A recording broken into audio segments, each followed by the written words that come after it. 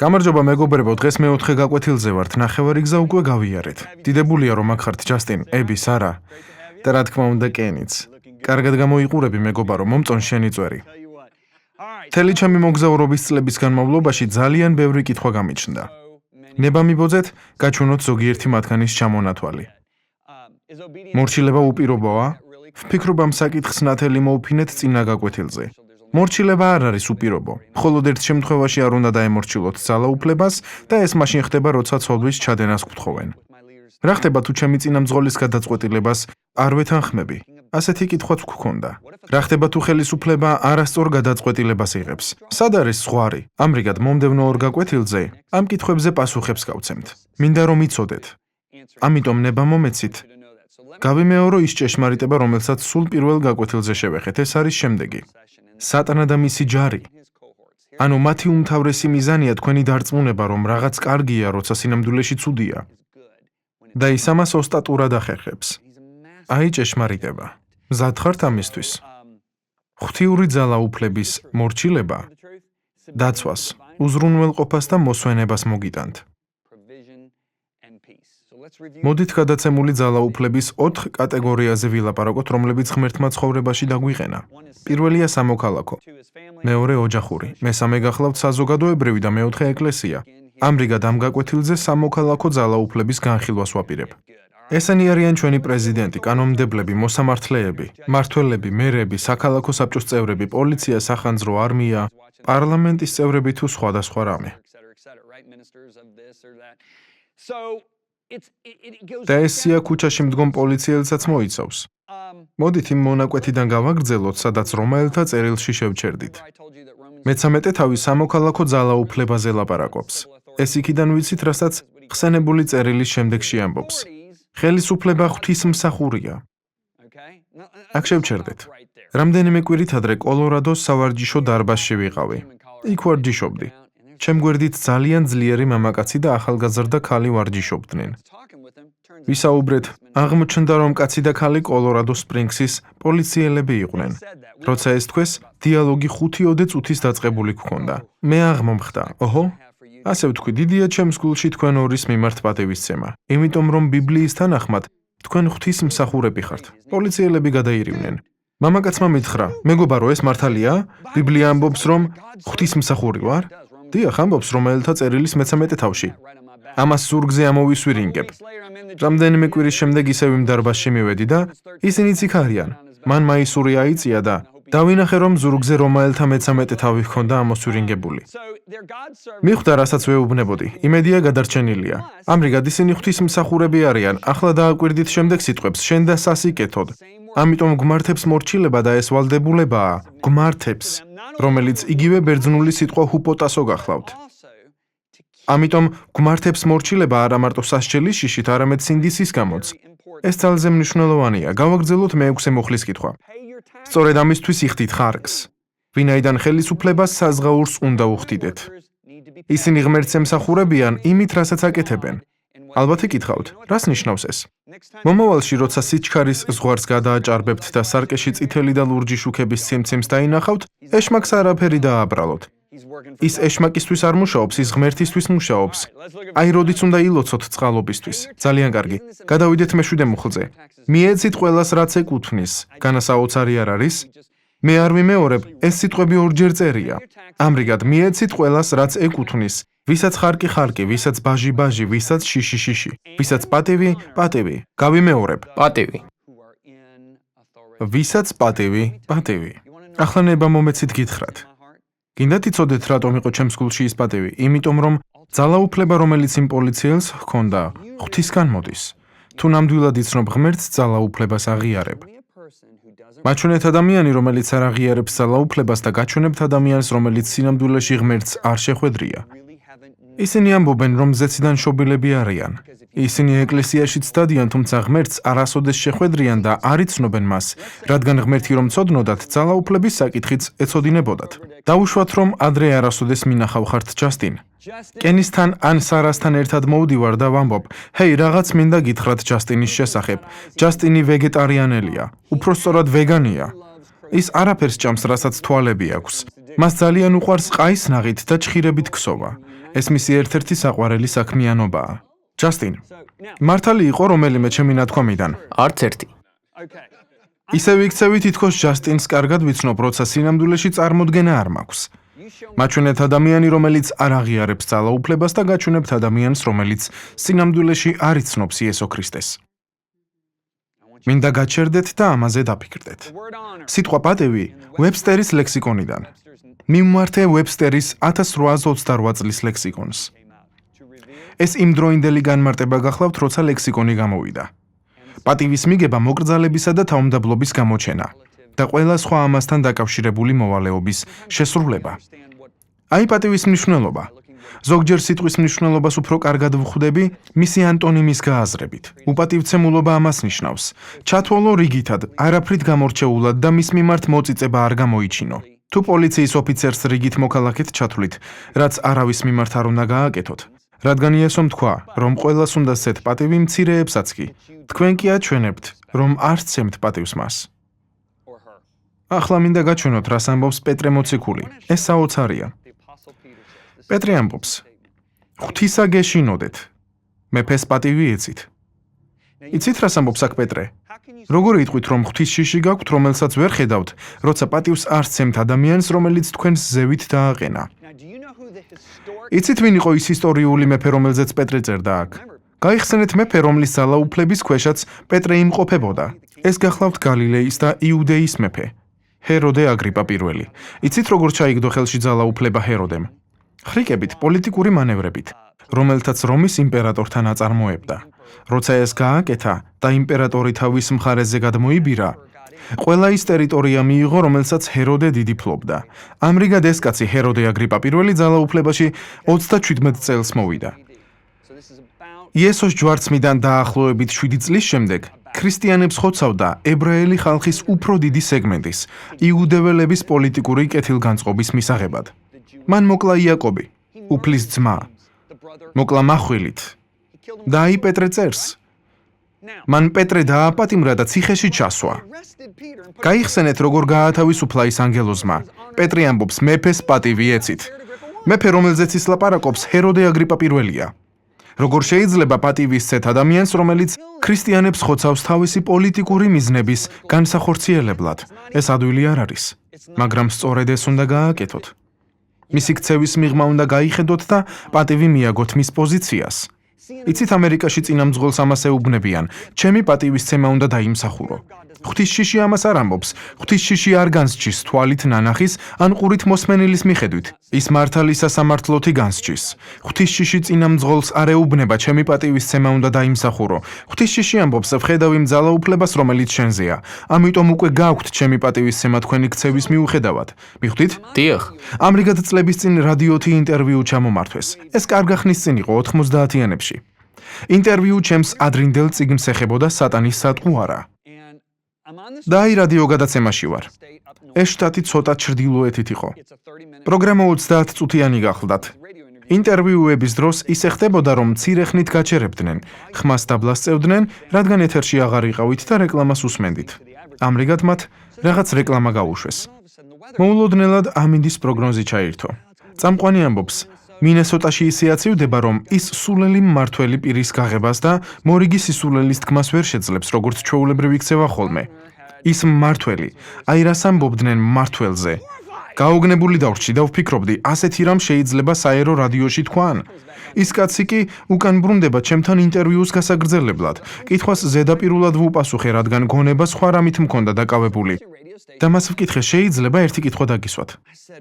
ეს ქრისტიანული რადიოა? მან მიპასუხა, დიახ. მე ვუპასუხე, ცოტა არ იყოს გაოგნებული ვარ. ბიბლია ამბობს, რომ პატივი უნდა სცეთ ძალაუფლებაში მყოფთ. ახლა ხანს გავიგონე, რომ მმართველის პირი უნდა გაიყინოს, რომ სისულელე არ წარმოთქვას. ეს ჩართვა სხვა არხიდან იყო? მან მიპასუხა, არა, ეს მე ვიყავი. მე ვუთხარი, კარგი, მაგრამ ეს არ ჰგავს ღვთის გულის ქონას. მან ყურცასმენებში მიპასუხა, იცით, აქა-იქ გახუმრება ცუდი არ არის. მე ვუთხარი, არა იმის ხარჯზე, რის პატივისცემისკენაც უფალი მოგვიწოდებს. მან ინტერვიუ შეამოკლა. და ასე თქვა, მე და ჯონ ბევირს განსხვავებული შეხედულებები გვაქვს. სულიწმიდასთან შეხვედრა რომ არ მქონოდა რამდენიმე წლის წინ. ალბათ ისტერიულ სიცილს მოვყვებოდი მის ხუმრობაზე. გაიხსენეთ რა გითხარით, როცა პრეზიდენტი კლინტონი აირჩიეს. ქვეყნის გარშემო უმოგზაურობდა ლიდერები ასე მეუბნებიან. ერთი კაცი გამოდის ტელევიზიით, აუცილებლად უნდა ნახო. ის კლინტონს ამხელს. ის მართლაც იუმორით სავსეა. ამრიგად ერთ დღეს კალიფორნიაში ვარ და ვქადაგებ. სასტუმროს ნომერში დავბრუნდი თუ არა, თბილი ტანსაცმელი ჩავიცვი. საწოლში ჩავწექი და ტელევიზორი ჩავრთე. და აი გამოჩნდა კაცი უცნაური ყელსახვევით, რომელიც პრეზიდენტზე ლაპარაკობდა. და მივხვდი, რომ ეს ის იყო. მაშასე, ვუსმენ ამ ადამიანს თუ როგორ ურტყამს პრეზიდენტ კლინტონს. ისტერიულად ვიცინი ჩემს სასტუმრო ნომერში. და ვფიქრობ, ამ კაცს ნამდვილად აქვს იუმორის გრძნობა, ეს მართალია. და მაინც შინაგანში ვგრძნობ, რომ გული მერევა. ამრიგად ეს გრძნობა ჩემს შინაგანსა და სინდისში თანდათან გაიზარდა და არ მომეშვა. ბოლოს გადაცემის დაწყებიდან 20 წუთში ვთქვი, უფალო, რამე არასწორია? ნათლად გავიგონე მისი ხმა, შენი ხალხის წინამძღოლზე აუგზნუ იტყვი. საქმეების 23 თავის მეხუთე მუხლში. დაწერილია. მოულოდნელად გავიაზრე, ოჰო, რას გვეუბნება ახალი აღთქმა. ის გვეუბნება, რომ აუგი არ ვილაპარაკოთ. ის გვეუბნება, რომ ვილოცოთ ზემდგომთათვის, ვიფხიზლოთ ყოველგვარი ვედრებით და შუამდგომლობით. მაშასე ნება მომეცით წავიკითხო. ამრიგად შეგაგონებ, უწინარეს ყოვლისა ყოთ ვედრებანი, ლოცვანი, შუამდგომლობანი და მადლიერებანი, მეფეებისა და ყველა ზემდგომთათვის. რათა მშვიდად და წყნარად ვიცხოვროთ სრული ღვთისმოსაობითა და პატიოსნებით. ვინაიდან ესაა კეთილი და მისაღები ჩვენი მაცხოვარი ღვთის წინაშე. ვიფიქრე, ღმერთო ჩემო, მოულოდნელად გაობრაზდი. როგორ შეუძლიათ ამ ქრისტიანებს ასე აღტაცებული უსმინონ იმ იუმორისტს. ორი არასწორი სიკეთედ ვერ იქცევა. რასაც ის ამბობს, ტექნიკურად სწორია, მაგრამ მისი საუბრის მანერა არა. სულაც არ ბრაზობდი იმ ტელესახეზე, რადგან მას ალბათ გადარჩენა სჭირდებოდა. ბრაზობდი ყველა იმ ლიდერზე და ქრისტიანზე, რომლებიც გადაცემის ყურებას მირჩევდნენ. ორი არასწორი სიკეთედ ვერ იქცევა.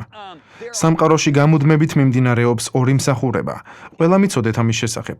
ეს იმ დღემდე არ გამიაზრებია. მაშინ თვალები ამეხილა. ღვთის ტახტის წინაშე დგას ჩვენი ძმების ცილისმწამებელი, რომელიც ცილს სწამებს მათ დღე და ღამე.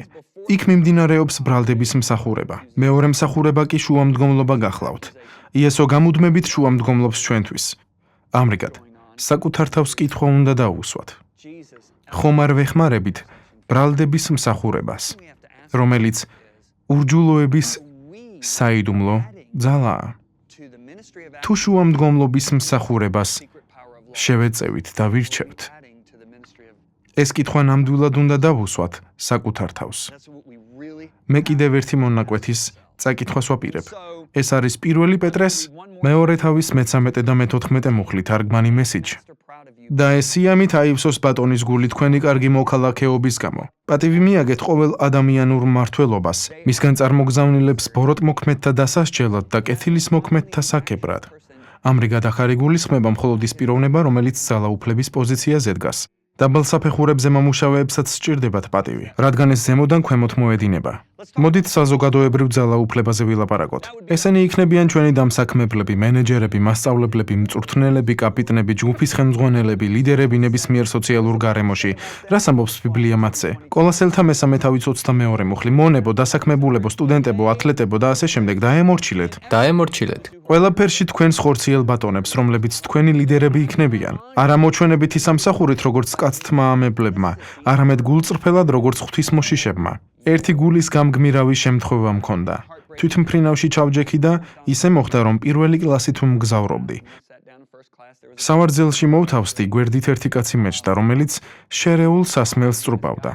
საუბარი დავიწყეთ და მაჩინვე მეგობრულად განვეწყეთ. იცით რა მოხდა? ის კაცი ერთ დიდ ქალაქში სიდიდით მეორე ტაქსოპარკის მფლობელი გამოდგა. ეს საკმაოდ დიდი ქალაქი გახლდათ, სადაც ყოველწლიურად 65 მილიონი ტურისტი ჩადიოდა. ამრიგად ეს კაცი ნამდვილად მდიდარი გახლდათ.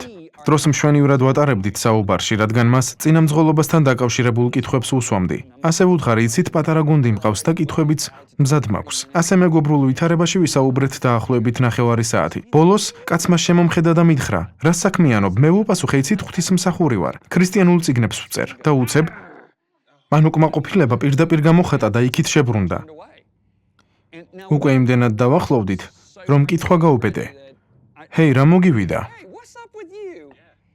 მან შემომხედა და მითხრა: "იცი, მომეწონე. ამიტომ გეტყვი რაც მოხდა. ჩემს კომპანიაში ერთი ქალი მუშაობდა, ეს ქალი ერთ-ერთი ზეციდან შობილთაგანი იყო. მე ვთქვი, ო არა.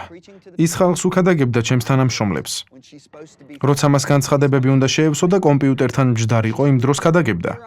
მე მას ხელფას ვუხდიდი, ის კი ქადაგებდა. გარკვეული დროის შემდეგ კომპანია დატოვა. ეს ის პერიოდი იყო, როცა საერთაშორისო ზარებისთვის უნდა გადაგეხადათ. იმ ქალმა $800 სატელეფონო დავალიანება დამიტოვა. ჩემი გული სადღაც ჩაიძირა. იცით, ფრენის დარჩენილი დროის განმავლობაში მას ბევრი აღარაფერი ჰქონდა ჩემთვის სათქმელი. მისი ქრისტესთვის მოპოვება ვერ მოახერხე. რამდენიმე წლის შემდეგ ჩვენი მსახურების ერთ-ერთმა პარტნიორმა მოისმინა, როგორ ვყვებოდი ამ ამბავს. მან Messenger International-ს დაურეკა და თქვა, მინდა იმ ადამიანს $800 სატელეფონო დავალიანება გადავუხადო. ძალიან გამიხარდა და მაშინვე დავურეკე ტაქსის კომპანიას. აღმოვაჩინე, რომ ის მფლობელი 6 თვის წინ გულის შეტევით გარდაცვლილა. ჩემი გული ისევ იმ გრძნობამ შეიპყრო, როცა მისი სიკვდილის ამბავი გავიგე. იმის გამო, რომ ქალმა ღვთის სიტყვა უგულებელყო, ერთ დღეს იმ კაცის სისხლისთვის პასუხისგება მოუწევს. ხოლოდ იმის იმედი მაქვს და ვლოცულობ, რომ მასზე რაღაც ზეგავლენა მაინც მოვახდინე და სხვა ადამიანებმაც შეძლეს მის სულამდე მიღწევა, სანამ გულის შეტევა დაემართებოდა. აირისი თქმა მინდა, როცა ვამბობ, რომ უმჯობესია საფარქვეში იყოთ. ვიდრე ზედაპირულად ფიქრობდეთ, რომ ღმერთს ემორჩილებით და სულიერი ხალხი ხართ საფარქვეს დარჩენის გარეშე. ამრიგად, გადავხედოთ კოლოსელთა მესამე თავის 23 მუხლს. ყოველივე რასაც აკეთებთ მთელი გულით გააკეთეთ, როგორც ღვთისთვის და არა კაცთათვის. ჭეშმარიტება ის არის, რომ უფლისთვის შრომობთ.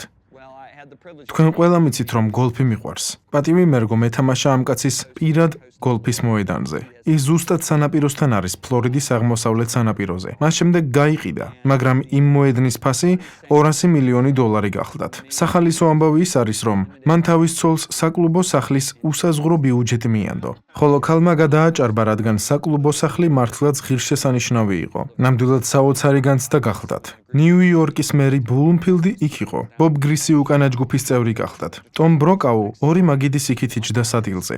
იმ მოედანზე ვითამაშე. მზად ვარ დარტყმისთვის და მოულოდნელად ერთი აზრი მომევიდა. უკან დავიხიე და ვიკითხე, ალენ, ამ გოლფის მოედანს ისე უნდა მიხედო, თითქოს იესოს ეკუთვნოდეს და არა მის მფლობელს, იმიტომ რომ ალენი მოედნის მენეჯერი ქრისტიანი იყო. სწორედ მან მომიყვანა ამ მოედანზე. ის განაგრძობს, ეს საიდან მოიტანე? მე ვუთხარი, ბიბლია ამბობს, რომ ჩვენს დამსაქმებლებს ისე უნდა ვემსახუროთ, როგორც უფალს. ის კი პასუხობს, ღმერთო ჩემო, მართალია. მივხვდი, ამის შემდეგ ისევ გოლფის თამაშს მიუბრუნდით და იმ დღეს მოვუგე. ძალიან კარგი. ახლა მინდა საოჯახო ძალაუფლებაზე გელაპარაკოთ. ძალიან საინტერესოა. საოჯახო ძალაუფლება. ყავს ქმარი, ცოლი, დედა, მამა, ძე, ასული. რამდენიმე მონაკვეთის წაკითხვას ვაპირებ. როგორც ეკლესია ემორჩილება ქრისტეს, ასევე ცოლებიც თავიანთ ქმრებს ყველაფერში. ახლა დააკვირდით სიტყვა მორჩილებას. აქ არ იგულისხმება, რომ თქვენს ქმრებს ყველაფერში უნდა დაემორჩილოთ. მათ უნდა დაექვემდებაროთ. მინდა აღნიშნოთ, რომ ამის წინ და ამ აბზაცშიც სამჯერ ამბობს ბიბლია, ქმრებო, გიყვარდეთ თქვენი ცოლები, როგორც ქრისტემ შეიყვარა ეკლესია. წარმოგიდგენთ Messenger X. ყველა სიახლის, რესურსების ჩამოსატვირთი და ვიდეო სტრიმინგის პლატფორმა. ეს გახლავთ სრულიად ციფრული ბიბლიოთეკა. დამოწაფების რესურსები ჯონ და ლიზა ბევირებისგან, ვიდეო სწავლებების, აუდიო წიგნების, ელექტრონული წიგნების, მოკლემეტრაჟიანი ფილმების, ბიბლიებისა და მრავალი სხვა რამის წარდგენა. შესაძლებელია ამ ახალი პლატფორმის გამოყენება ყველა ციფრულ მოწყობილობაზე. ეს სრულიად უფასოა და ხელმისაწვდომია 130-ზე მეტ ენაზე. დამოწაფება ყველასთვის და ყველგან. ჩამოტვირთეთ აპლიკაცია ან იხილეთ გვერდი messengerx.com. ცოლისთვის გაცილებით ადვილია ქმრის დაქვემდებარება, როცა ქმარს ისე უყვარს, როგორც ქრისტემ შეგვიყვარა. პეტრეც კი ამახვილებს ყურადღებას ამ საკითხზე და ამბობს. ასევე თქვენ ცოლებო, დაემორჩილეთ თქვენს ქმრებს, რათა ისინი, რომლებიც არ ემორჩილებიან სიტყვას, უსიტყვოდ იქნენ შეძენილნი ცოლების ქცევით. ამრიგად დაქვემდებარება უპირობოა. გადავიდეთ შვილებზე. შვილებო, დაემორჩილეთ თქვენს მშობლებს ყველაფერში, ვინაიდან ასეა მოსაწონი უფალში. ეფესელთა პირველ თავში იგივე მითითება მეორდება, მაგრამ გადავხედოთ ეფესელთა მე-6 თავს. პატივი.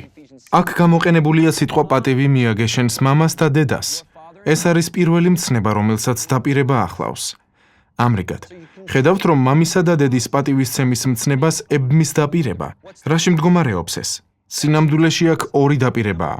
პირველი, სიკეთეს ნახავთ და მეორე, დღეგრძელი იქნებით დედამიწაზე. ვერ წარმომიდგენია იმაზე დიდი დაპირება, ვიდრე ეს არის წარმატებული ცხოვრება, რომელიც თქვენთვის სასიკეთოდ მომდინარეობს და ხანგრძლივი ცხოვრება დედამიწაზე. ხვდებით, რომ ეს ღვთის დაპირებაა. თუ მშობლებს პატივს მიაგებთ, შეგიძლიათ შეხედოთ სიმსივნეს და უთხრათ, მოშორდი ამ სხეულიდან, მე პატივი მივაგე ჩემს მშობლებს, დიდხანს ვიცოცხლებ და წარმატებული ვიქნები, გადი ჩემი სახლიდან. პრობლემა იმაში მდგომარეობს, რომ ჩვენს საზოგადოებაში მშობლების უპატივცემულობას ასწავლიან. როცა ჩვენი 4 შვილი იზრდებოდა, არსებობდა ზოგადი შინაარსის ფილმები, რომელთა ნახვაც ბავშვებს ავუკრძალე. რატომ ავუკრძალე ჩემს ბიჭებს ამ ფილმების ყურება? იმიტომ რომ მათში მონაწილე ზრდასრული თუ ბავშვი მსახიობები პატივს არ მიაგებდნენ თავიანთ მშობლებს. ამრიგად შვილებს უთხარი, ამ ფილმებს არ უყურებთ. უარი ვთქვი მათზე. აუკრძალე ისინი. მათ უთხარი, ვამჯობინებ ისეთი ფილმები ნახოთ, სადაც სამართლიანი მკვლელობაა, რადგან ასეთი რამ ძველახ თქმაში ხშირად ჩანს, ვიდრე ეს ფილმები, მათზე უარს ვამბობ. როგორც არ უნდა იყოს, ვიცი რომ ზოგიერთი ამას არ ეთანხმება, თუმცა ამის შედეგი ის უნდა ყოფილიყო, რომ ბავშვებს ესწავლათ მასწავლებლების, დედისა და მამის და საზოგადოებრივი ძალაუფლების პატივისცემა. ვგულისხმობ, რომ ეს 4 ბიჭი ყველაზე ღვთისმიერი ბიჭია, რომლებიც კი ოდესმე მინახავს. ფაქტობრივად ბიბლია მართლაც საოცარია, როცა ამაზე ფიქრობთ. როცა ღმერთი ათმცნებას იძლევა, მათი თანმიმდევრობა მნიშვნელობის მიხედვით არის გადმოცემული. თუ პირველ 4-ს გადახედავთ, დაინახავთ, რომ ისინი ღმერთსა და ჩვენ შორის ურთიერთობას აწესრიგებენ. ბოლო 6 შეეხება ჩვენს ურთიერთობას სხვა ადამიანებთან. იესო ამბობს, რომ პირველი მცნება არის გიყვარდეს უფალი ღმერთი შენი. მეორეა გიყვარდეს მოყვასი შენი, როგორც საკუთარი თავი. ამრიგად ხედავთ 10 მცნების თანმიმდევრობას. თუ მე-6 მცნებას გადახედავთ, ნახავთ არა ჰკლა. ეს ცუდია. მე-7 მცნება არ იმრუშო, ესეც ცუდია. მე-8 მცნება არ მოიპარო, ესეც ცუდია. იცით, ღმერთი რომელს აყენებს ამ სამზე მაღლა. მე-5 მცნებას დედმამის პატივისცემის შესახებ. შესაძლებელია თუ არა, რომ ღმერთი დედმამის პატივისცემას უფრო სერიოზულ დანაშაულად მიიჩნევდეს, ვიდრე მკვლელობას, ქურდობას ან მრუშობას. გადავხედოთ მეორე რჯულის 27 თავის მე-16 მუხლს. წყეული მციყოს დედმამის შეურაცმყოფელი. მიუგებს მთელიერი და იტყვის ამინ. სხვა თარგმანის მიხედვით წერია. ღვთისწყევლა მოვიდეს ყველაზე, ვინც მშობელს დაამცირებს. თუ სიმონისა და ლევის ცხოვრებას გადახედავთ, ნახავთ, რომ ისინი იაკობის მეორე და მესამე ძეები იყვნენ. მათ ცივსისხლიანი მკვლელობა ჩაიდინეს ქალაქ შექემში. რეუბენმა იაკობის პირმშომ მამა შეურაცხო. ნახეთ რას ამბობს ბიბლია რეუბენის შესახებ. რეუბენი ისრაელის უფროსი შვილი გახლდათ. ვინაიდან მან უპატიო ჰყო მამა მის ხარჭასთან დაწოლით. მისი პირმშოობა მისი ძმის იოსების ვაჟებს ერგოთ. ამ მიზეზის გამო რეუბენი არ არის ნახსენები პირმშოთა გენეალოგიურ ჩანაწერში. მეორე და მესამე ძმები რა მოხდა მათ გენეალოგიაში? მათ ცივი გონებით ჩაიდინეს მკვლელობა. მათ უპატიო ჰყვეს მამა. ვფიქრობის გავაკეთეთ, რომ საზოგადოებას ვთხოვეთ თავად ეკარნახა. რა არის მნიშვნელოვანი ნაცვლად იმისა, რომ ღვთის სიტყვისთვის მიგვემართა და გვეთქვა. ღმერთო, რა არის შენთვის მნიშვნელოვანი? ხედავთ რის თქმა მინდა. ძალიან კარგი. მოდით ნოესა და მისი ძეების ამბით დავასრულოთ. ვფიქრობ ყველა მიცით ეს ამბავი. წარღვნა მოხდა. წარღვნა დასრულდა. ნოე მიწის დამუშავებას შეუდგა. ის უკანასკნელი მამაა დედამიწაზე. ერთ საღამოს გუნება წაუხდა. ამიტომ დალია ალკოჰოლი. იმდენად დათვრა, რომ ტანსაცმელი სრულიად შემოიძარცვა. ამრიგად ის სრულიად შიშველი წევს თავის კარავში. მისი უმცროსი ვაჟი კამი დგება და მიდის მამის კარვისკენ. შედის იქ და ნანახს ყველას უყვება. თუმცა ის ყველა მხოლოდ 2 ძმა, სემი და იაფეტია, მაგრამ მათ ეუბნება. ბიჭებო, მამა საშინლად დამთვრალა და შიშველი გდია. როცა სემმა და იაფეტმა ეს ამბავი შეიტყვეს, იცით რა ქნეს? ალბათ კამი ფიქრობდა, რომ მისი ძმები შევიდოდნენ და ისევე დაამცირებდნენ მამას, როგორც მან გააკეთა. მათ მოსასხამი მოიგდეს მხრებზე და უკუსვლით შევიდნენ, რომ მამიცის შიშველი არ დაენახათ. მათ მამას მოსასხამი გადააფარეს. ისინი გარეთ გამოვიდნენ. მეორე დღეს ნოე იღვიძებს. როცა გაიგო რაც კამმა გააკეთა, წყევლა მოვიდა კამის შთამომავლობაზე და ქანაანზე. ეს წყევლა თაობიდან თაობაში გადავიდა. რაც საოცარია, კამი 100%-ით მართალი გახლდათ, მაგრამ ამ დროს არასწორიც იყო. ორი არასწორი სიკეთეთ ვერასოდეს იქცევა. თუ ებრაელთა მე-11 თავს გადახედავთ, დაინახავთ ღვთის დიდების გალერეას, სადაც იგი თავს იწონებს თავისი პატრიარქებით. იგი ლაპარაკობს მოსეზე, აბრაჰამსა და სხვა პატრიარქებზე. ნახავთ, რომ მათ სიაში ნოეც შედის. აქ ნოე დათვრა და უსირცხვილოდ გაშიშულდა. ცხადია მან მოინანია და პატიებაც მიიღო, რადგან ღმერთი მისით იკვეხნის. იცით ვინ არ არის იმ გალერეაში? ქამი და მისი შვილები. იმიტომ რომ მისი შვილები დაიწყებდნენ.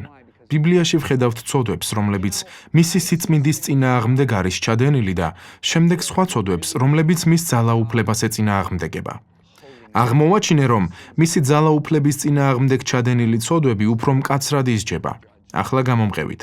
ეს ყველაფერი მის ძალაუფლებას ეხება, მაგრამ მინდა ჩემი აზრების მიმდინარეობას მიხვეთ. საული ღვთის უშუალო ბრძანებას ეურჩა და დაინდო ადამიანი და ცხოველები. მან სამეფო დაკარგა. დავითმა მრუშობა ჩაიდინა და ქალის ქმარი მოაკვლევინა. ის პატიებას ითხოვს და ჭეშმარიტად ინანიებს, მაგრამ სამეფოს არ კარგავს. ნოე დათვრა, მაგრამ მისით მაინც მოიწონეს თავი.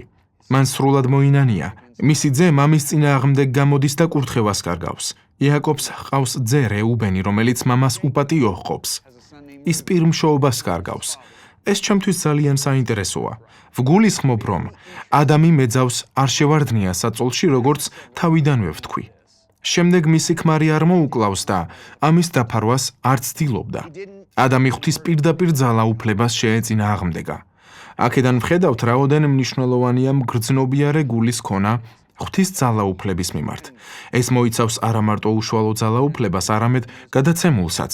მომდევნო გაკვეთილზე ერთ-ერთ მათგანს შევეხებით და მთელი გაკვეთილის განმავლობაში ვისაუბრებ. ეს იქნება ყველაზე სასარგებლო ჩვენთვის. ეს გახლავთ საეკლესიო ძალაუფლება. ამ გაკვეთილებიდან ჩემთვის ყველაზე გამორჩეული ბოლო გახლავთ. მაშასე, ამას გავაკეთებთ. მზად ხართ? ძალიან კარგი. მომდევნო გაკვეთილზე შევხვდებით.